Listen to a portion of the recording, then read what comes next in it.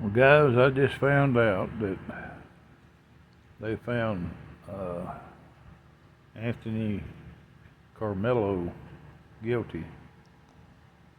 Sorry that this young man is going to get a sentence in prison because that's going to change his life. I'm sorry that Metcalf has lost his life and his twin brother held him in his arms until he did. I'm sorry that all this even happened. I wasn't even there.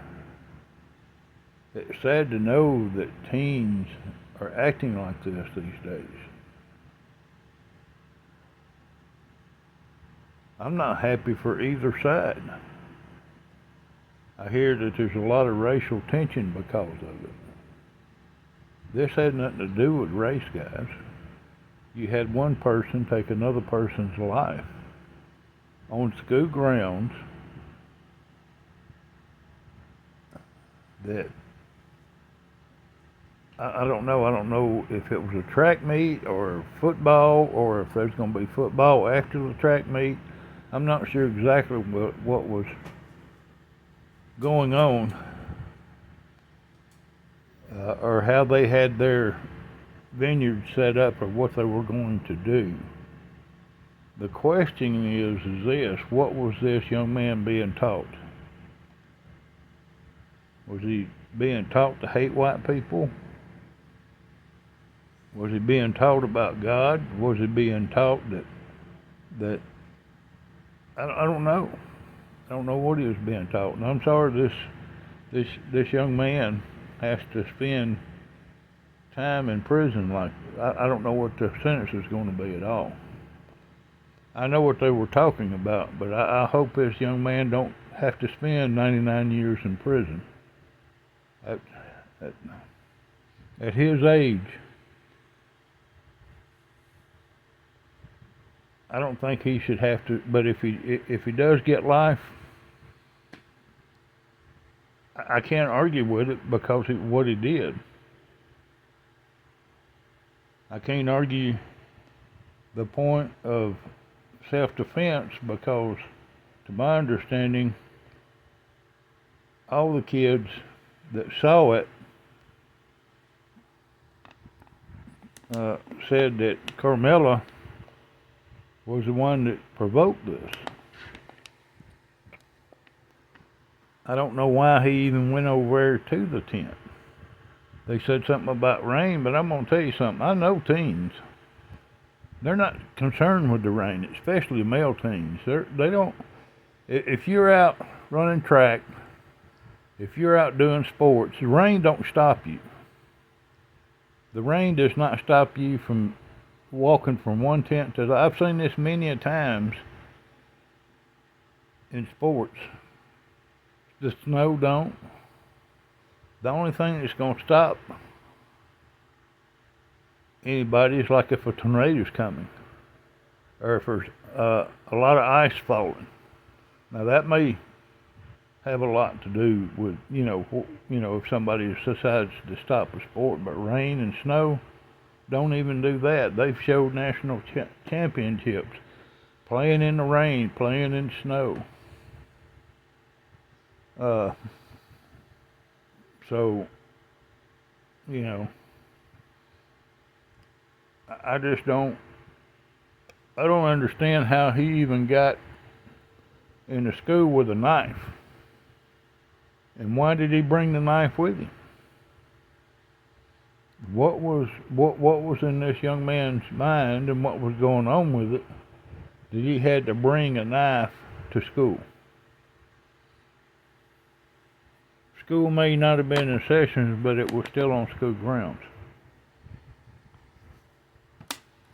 They had sports that was going on. Whatever sport that had may been, track, football, whatever. I don't know exactly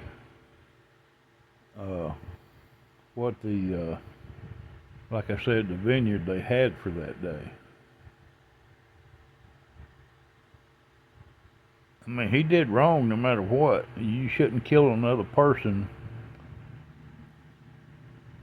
like that because, number one, you see too many people dying already uselessly. You know, you can be walking down the street, to my understanding, in Detroit. And I remember them showing something on the news, on one of these podcasts, that there was a man and his daughter that was walking to the store, and the man got shot and killed. They could have easily shot and killed his child too, and I think it was his, yeah.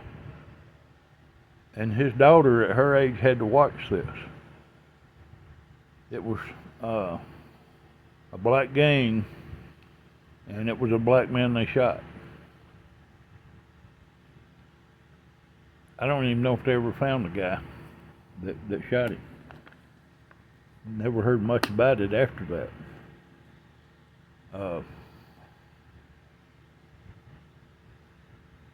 Why are teens acting like this?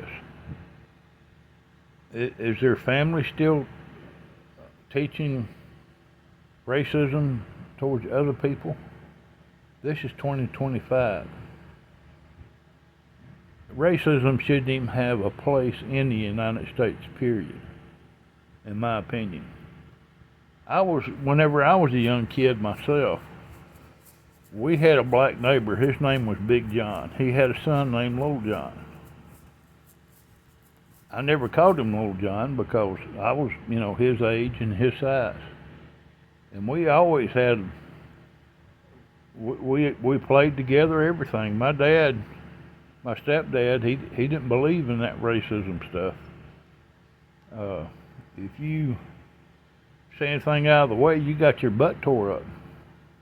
But I remember one time I was acting up, and Big John gave me a couple of licks on my tail because I was acting up. And I walked across the field and sat in the woods and cried. And it wasn't because he whooped me, because I felt like I broke the man's trust. He was a very good man. Very good man. Talked respectfully to everybody. And he didn't tell you no lies either.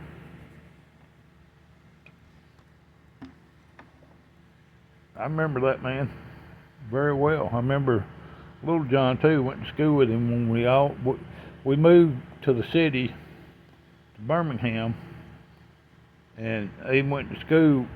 Me and Little John was in the same grade, not the same homeroom, but the same grade.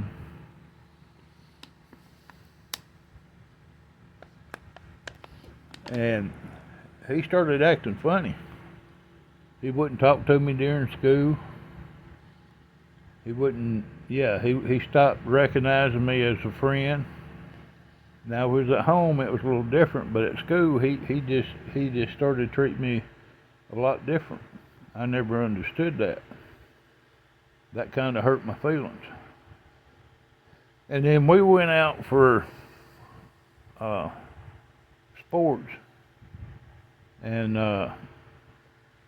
we were playing baseball, and we made up two teams. I was on one team and he was on another. No, I think we was on the same team. Matter of fact, I think I was playing right field and he's playing left field. And we were just, playing. I don't think they had a curriculum for baseball at that particular school. We were just playing. And I didn't have a glove. They hit a ball to the right field. And that ball came down and I caught it, but it hit me on the shoulder. Right in there. And I caught it and it stunned me. Because when it hit hard and it hurt and I couldn't move. Kind of like shocked my nerves or something and made me stand still. And I'm trying to move and trying to realize what just happened. And Little John come up to me and was telling me to throw the damn ball. I couldn't even speak. He should have realized that something was wrong with me, but he didn't. He took and wrapped his leg around my leg and threw me to the ground, and it broke my ankle. They had to cut my boot off in the hospital because I was rushed to the hospital, and because my foot swelled up. No, it was fractured. It was fractured in two places, and it swelled up. It's my understanding if you get a broke one, it don't swell up. And the doctor had to break it so he could put it back in place. That's how bad the fracture was. I remember that day too. It was my left ankle. And I remember when the doc got my boot off, I'd saved up all summer for those boots. $85, alligator skin, gray. There's some nice looking boots too, man. I can't wear the boots no more because if I do, now my feet, my left foot will swell up, and I can't, because I don't get enough air in boots. So I can't wear cowboy boots anymore. But I remember him having to break my ankle and then reset it, and that wasn't no fun either. But while I was home healing, little John, he was in there threatening my sister was coming home, telling me all kinds of things, that he's threatened me and he was going to do her the same way he did me and all this. And I tried to get her to go tell Big John this. She wouldn't do it. I don't know why. So finally I told my mother about it, then I told my stepdad. And my sister would not admit to what she told me. I guess she's scared of little John or something, I don't know. So I got in trouble for lying whenever my own sister come and told me this. Well, I let it go, because I was on crutches. I didn't get to go to school for, I think, 8 weeks. It might have been a little bit more. But when I did go back to school, I was in the restroom with my crutches, and little John, he come in there and he pushed me up against the door and told me if I got in his way again, he'd do the same thing with my other leg.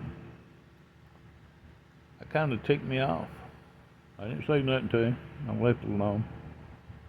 Told Big John what he'd done. I don't know if he got a whooping or not, but it was told that we need to stay separate from then on. I said, okay. So I did. I didn't talk to him, didn't mess with him.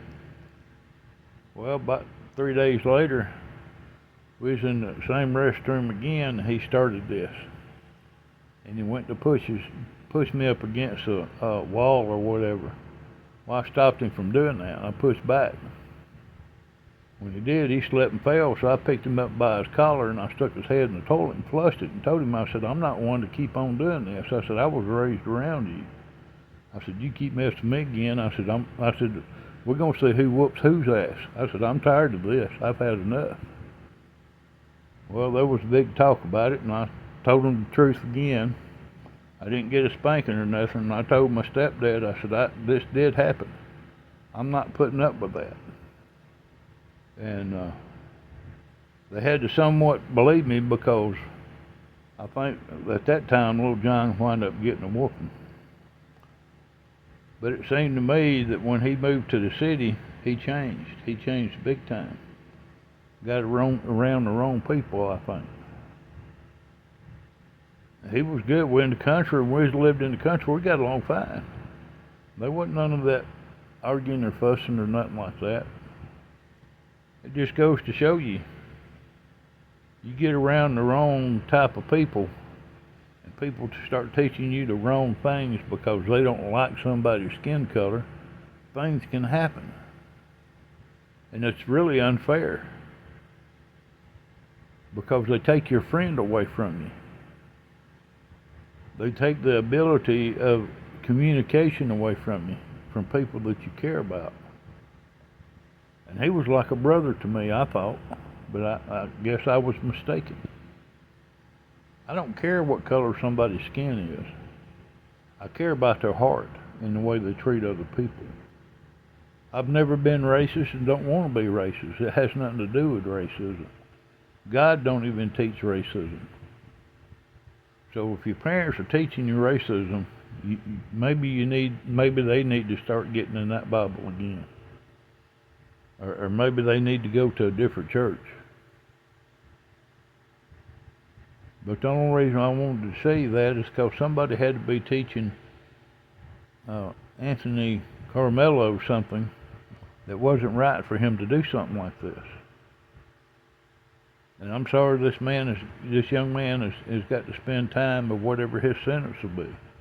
I really am, because that's going to take a lot of his life away, and all he's going to understand when he comes out is most likely prison. So what kind of path is that going to put him down? I really hope he gets back to God, and I hope God really heals this young man's soul. I really do.